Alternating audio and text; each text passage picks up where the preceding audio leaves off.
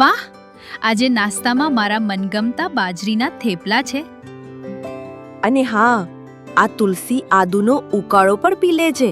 આપણા ઘરે ઉગાડેલા તુલસી અને ફુદીના જેવા ઔષધીય છોડ કેટલા કામ આવે છે ને.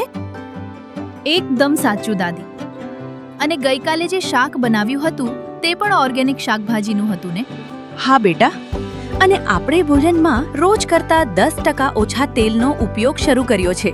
સાથે જ હવે બને તેટલા ઓર્ગેનિક ઉત્પાદનો જ ઉપયોગ કરીએ છીએ.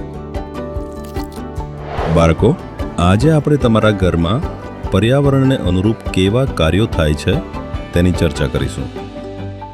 હવે મારા ઘરે મિલેટ્સનો ઉપયોગ થાય છે અને મમ્મી પણ ઓર્ગેનિક શાકભાજી જ ખરીદે છે.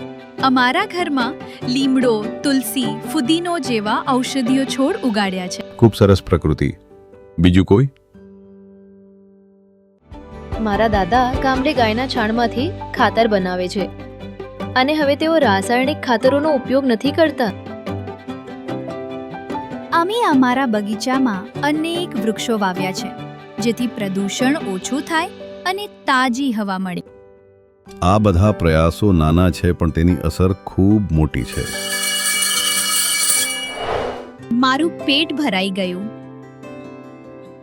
મીરા, આપણે જોઈએ તેટલું જ ટિફિનમાં લાવવું જોઈએ જેથી તો ખોરાકનો બગાડ ન થાય. તારી વાત સાચી છે પ્રકૃતિ. હવેથી હું ધ્યાન રાખીશ.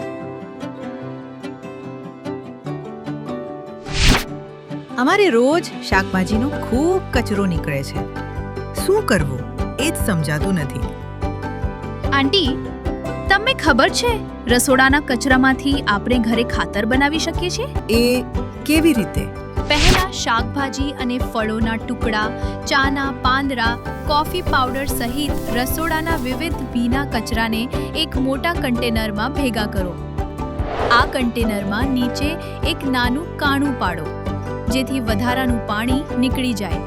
હવે આ ભીના કચરાના પડ ઉપર સૂકા પાંદડા, લાકડાનો ભૂકો અથવા છાણનો એક પાતળું પડ બનાવો. થોડા દિવસોમાં આ મિશ્રણ કોહવાઈને કાળું અને પોચું બની જશે. આ મિશ્રણને વચ્ચે વચ્ચે ભેળવતા રહો જેથી હવા પણ મળતી રહે. લગભગ 4 થી 4 અઠવાડિયામાં આ કચરો કાળી માટી જેવું ખાતર બની જશે જે તમે તમારા છોડમાં વાપરી શકો છો. આ તો બહુ સરસ વિચાર છે. મારે પણ મારા ટેરેસ ગાર્ડન માટે ખાતર જોઈએ છે. જુઓ અંજુબેન, આ શો પીસ લઈને આવી છું. કેવો સરસ છે ને? આ હાથી દાંતમાંથી બનેલો છે?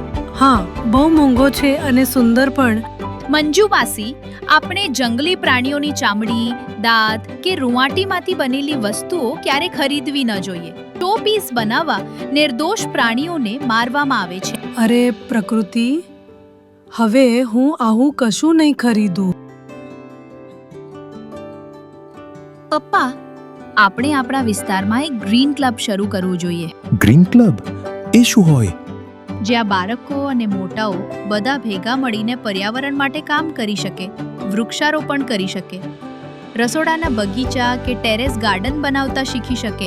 વાહ બેટા, આ તો ખૂબ જ સરસ વિચાર છે.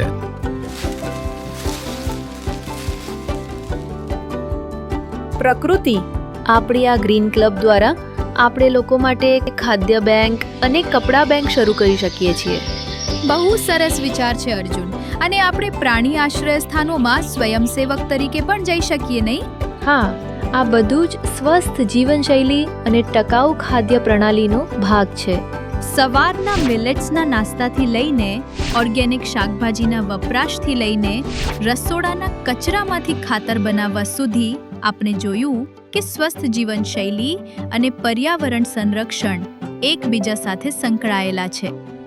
કુદરતી ખેતી, ખોરાકનો બગાડ ટાળવો, પેકેજ્ડ અને પ્રોસેસ્ડ ખોરાક ટાળવો, આ બધું આપણા ટકાઉ ખાદ્ય પ્રણાલીનો ભાગ છે.